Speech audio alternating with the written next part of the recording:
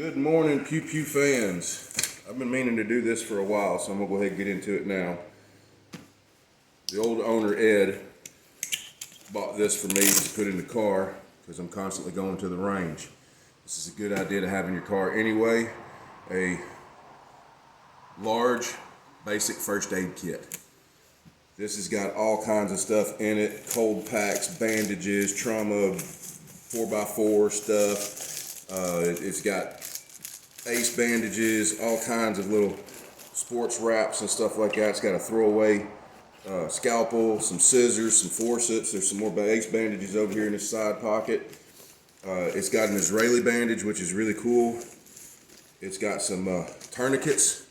These things, quick cap tourniquets, are excellent to have. I keep one on my side all the time. Hope I never have to use it.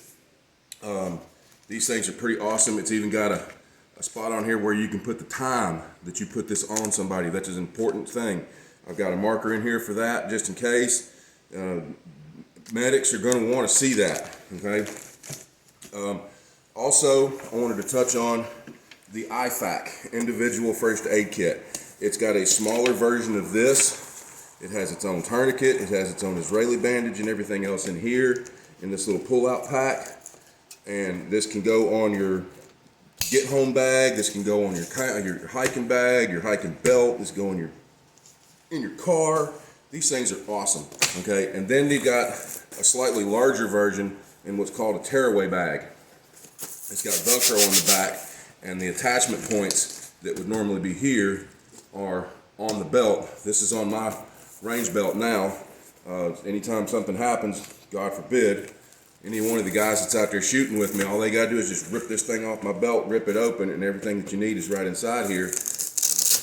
Then they can help me get aid to myself, or they can do aid on me. You can see everything is in there, okay? All right, now, since I'm touching on this, I wanted to touch on something that a lot of paramedics, EMS doctors, and field surgeons are saying. If you buy an individual first aid kit, if you buy a first aid kit, and it comes with something called Quick Clot, if it comes with something called Clot Stop, it'll be in a box similar to this, or in a little baggie, probably about that size, little packets of powder.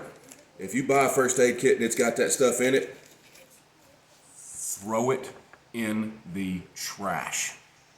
Do not use that on yourself or anybody else. Medics hate that crap.